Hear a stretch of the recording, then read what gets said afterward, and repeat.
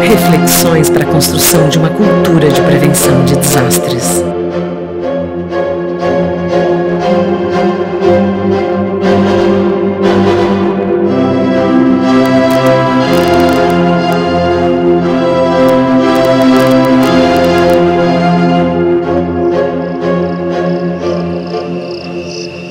Eu penso que hoje, seja o que for que se vá discutir, se deveria partir, por exemplo, do que tem dito o Kofi Annan, o ex-secretário-geral da ONU, que é um diplomata muito experiente, ficou mais de 10 anos à frente da ONU, e ele diz o seguinte: hoje o problema central da humanidade não está no terrorismo, como parece.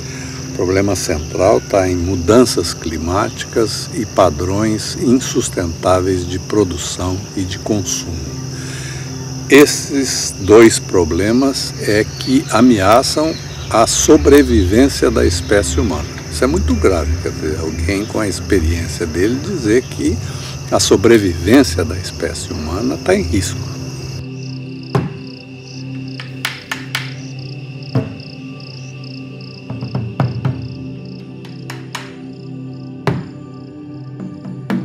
A humanidade e o mundo contemporâneo estão correndo sérios riscos. O risco maior vem através do grande experimento geofísico sem precedentes na história da humanidade, que é o experimento que nós estamos fazendo em mudar a composição da atmosfera, injetando todos os anos bilhões de toneladas de gases, chamados gases de efeito estufa, gases que provocam aquecimento da superfície, da baixa atmosfera. Isso está causando mudanças climáticas. E essas mudanças climáticas são de uma magnitude que nós nem mesmo ainda podemos avaliar. Está ficando mais quente o clima aqui no Brasil. No mundo todo está acontecendo, mas já foi medido especificamente para o Brasil, que tem mais dias e mais noites mais quentes do normal.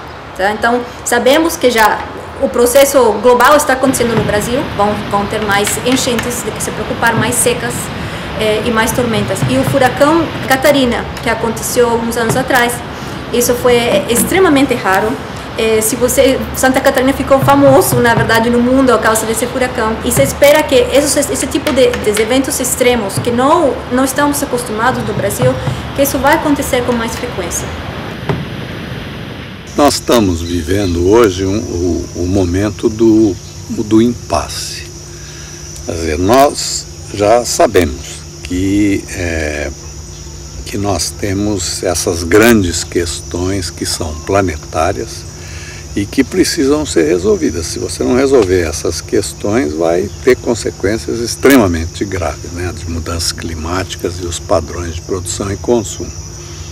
Mas para mudar isso é preciso também ter regras e instituições universais.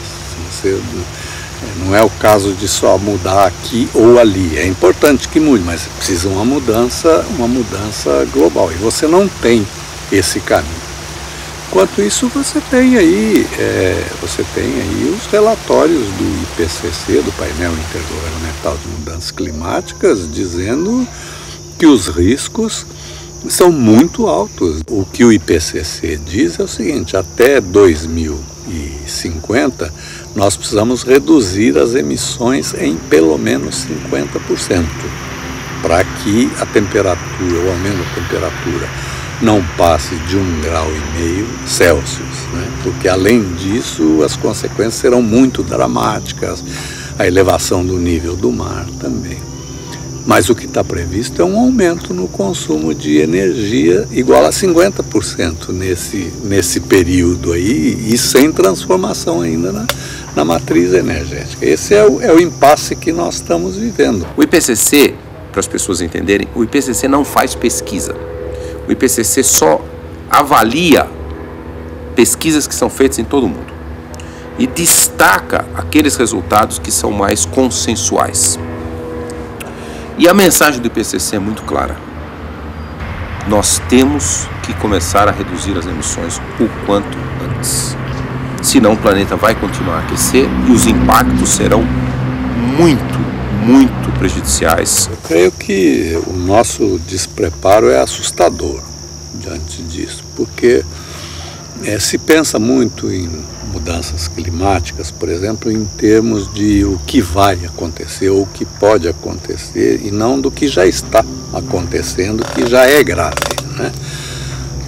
Você já tem um aumento aí na temperatura da Terra entre 0,7 e 0,8 graus Celsius, né? E isso já tem uma porção de consequências. Aí as pessoas dizem assim, pô, mas menos de 1 grau e tal, esquecendo, por exemplo, o seguinte: quando você tem 1 grau de aumento na temperatura do corpo humano, começa um processo de febre que leva a coisas muito graves. No planeta é a mesma coisa, nós somos parte do planeta e o planeta sofre da mesma forma.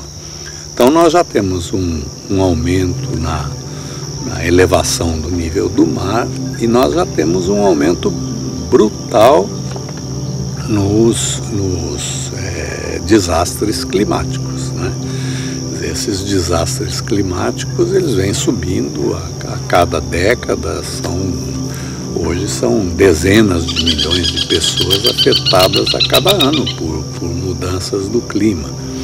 É que a nossa comunicação dá pouca importância a essa coisa. Então, de repente, você vê assim, em Bangladesh tem 7 milhões de pessoas desabrigadas. 7 milhões de pessoas? Mas 7 milhões de pessoas é uma calamidade. Se você quiser trazer para o Brasil, por exemplo, nesse momento você tem 500 mil pessoas atingidas por inundações no Nordeste, e isso merece 3, 4 linhas em jornais. Agora, no Nordeste, no semiárido, onde não tem água e tal, e isso é tratado como uma coisa pouco importante. No Congo, na África, já morreram 3,5 milhões de pessoas numa guerra que é em disputa de recursos naturais. São grupos disputando onde tem mais água, onde a terra é mais fértil e toda essa coisa. Então, essas mudanças já estão acontecendo e nós estamos despreparados, desinformados e desatentos para essa coisa.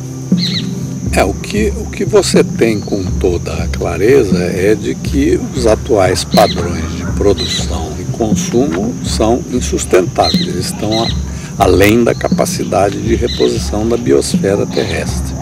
Os últimos relatórios do Programa das Nações Unidas para o Meio Ambiente dizem que nós já estamos com uma sobrecarga mais de 20% além dessa capacidade de reposição, né? E isso aumentando ano a ano. E que esse processo leva à exaustão da base física, quer dizer, dos serviços e dos recursos naturais. Você vai perdendo recursos naturais e vai esgotando esses serviços.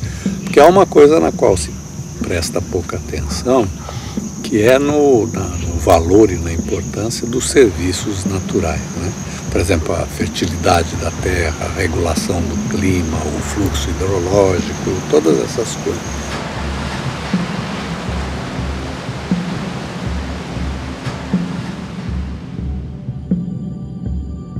A questão das enchentes, né, no Vale do Itajaí, grandes enchentes, elas são históricas, né? Então, são fenômenos naturais que ocorriam aqui na região já, né, desde que houve a colonização.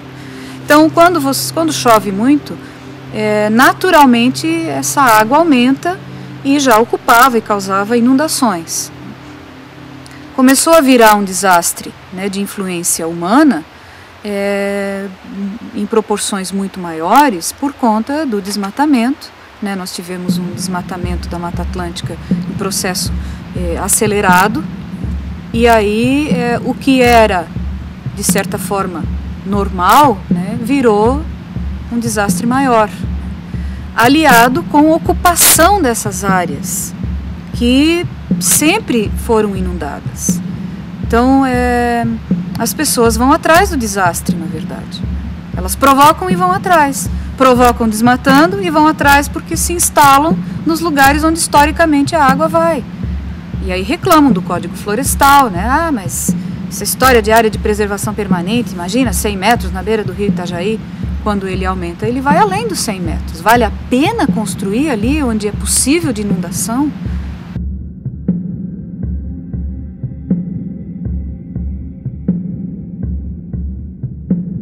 O próprio poder público e os empresários da área de construção estão muito despreparados para os impactos que já estão acontecendo, né?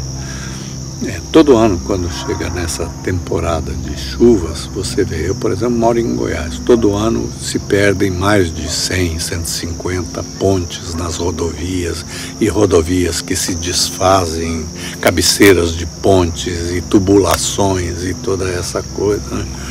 E não se relaciona isso com uma mudança climática, que é o seguinte, quer dizer, que é os fenômenos intensos que são uma característica das mudanças climáticas, principalmente chuva.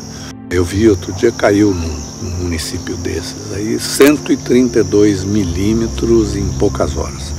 132 milímetros significam 132 litros por metro quadrado de solo. Isso é uma barbaridade de água, né? E isso caindo, tudo isso tem um peso, isso tem um impacto, né? Uma correnteza que se forma. Então vai destruir mesmo ponte, cabeceira de ponte, aterros e tubulações e tal. E é preciso mudar os métodos de construção, você ter estruturas muito mais resistentes, porque senão você vai continuar tendo esse prejuízo. Mas eu acho que está na hora da ciência da construção começar a investigar. Será que as nossas construções, as nossas casas, os nossos edifícios estão preparados para isso? Eu não sei. Não sei e não tenho resposta para isso e não vejo ninguém que tenha resposta, mas preciso começar a perguntar.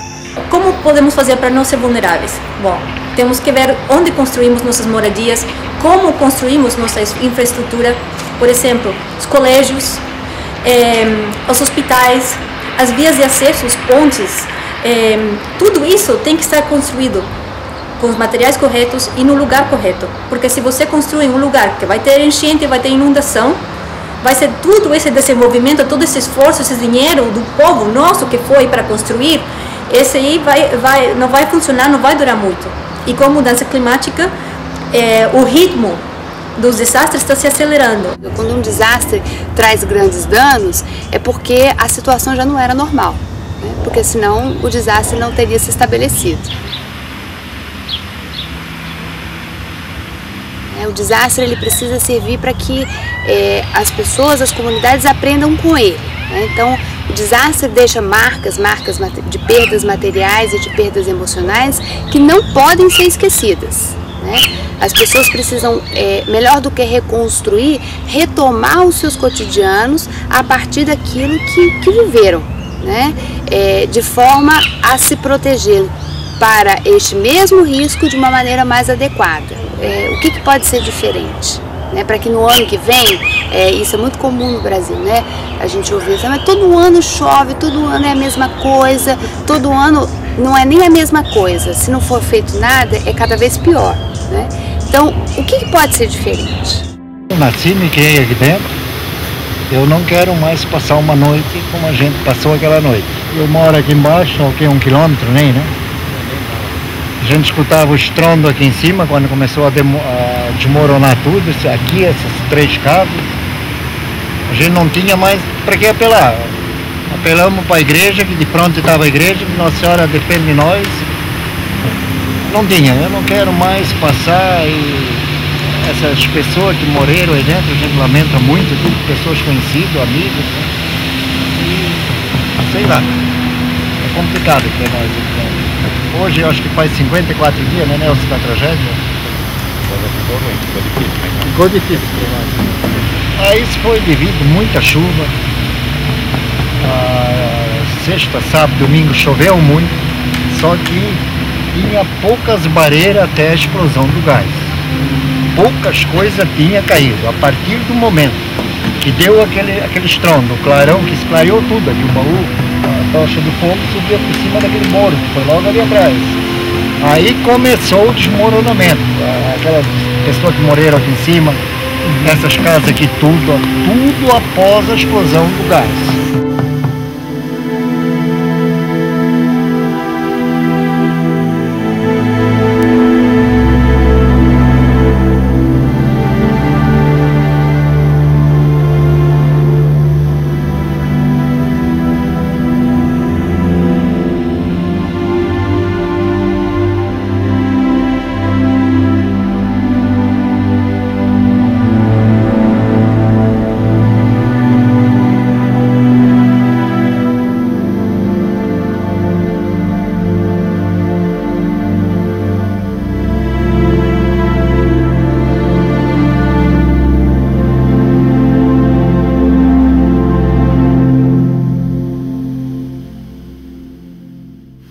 uma vulnerabilidade, ela só pode ser diminuída, atenuada, né, a partir de um processo de construção de percepção de risco, que envolve a sensibilização, a informação e a mobilização na construção de alternativas de autoproteção e de proteção comunitária.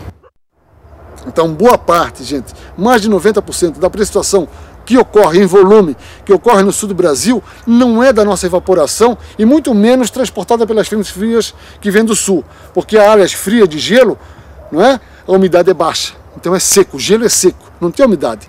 A umidade que faz precipitar a região sul do Brasil, ela vem da Amazônia e do Atlântico Norte. Se nós formos destruir a Amazônia, nós vamos modificar o clima da região, regional, o microclima e a região, e também vai nos afetar com certeza.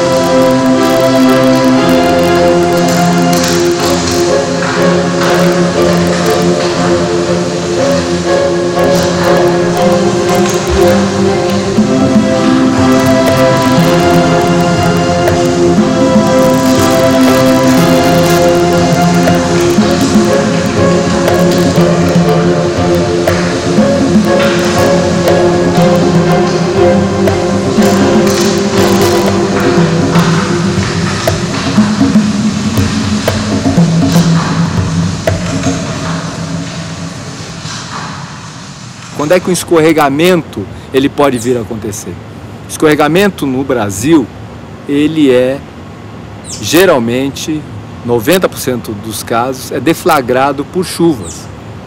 Então tem toda uma lógica. Então chove muito, chove nos lugares onde você tem os terrenos acidentados, os morros. Então são os locais mais de relevo acidentados, nas montanhas, nas regiões serranas, onde a gente tem os processos de escorregamento acontecendo. E aí, dependendo de quanto chove, é que você pode ter uma ideia de quão propenso está, de quão mais frágil e suscetível está o terreno para que aconteça escorregamento. Então você tem como, monitorando as chuvas, poder prever uma possibilidade de acontecer um escorregamento num dado local. Todas as metrópoles brasileiras hoje, nós temos áreas de risco de escorregamentos. E são aos milhares essas áreas. E a tendência é que essas áreas cresçam em termos de número de pessoas que estão morando, certo? E cresçam para os piores locais. Então a expectativa nossa para os próximos anos é que haja uma piora. Então a gente tenha mais gente morando nessas áreas numa situação de risco pior. Por quê? Porque também falta para o gestor público cuidar refrear essa ocupação. Ocupação desordenada, isso significa o quê? Lançamento de resíduos, ok? Isso significa degradação ambiental de toda a cidade, dos seus mananciais, da sua qualidade de vida. O problema de área de risco não se restringe apenas à população que ocupa essas áreas, ok? Então isso tem que ser visto de uma forma muito clara pelas autoridades que têm o poder de tomar decisões, a classe política e a classe executiva do país. Isso, em todos os momentos a gente tem falado isso. Políticas e programas a nível nacional, estadual e municipal não faltam, existem. Falta a aplicação adequada dessas políticas e rapidamente.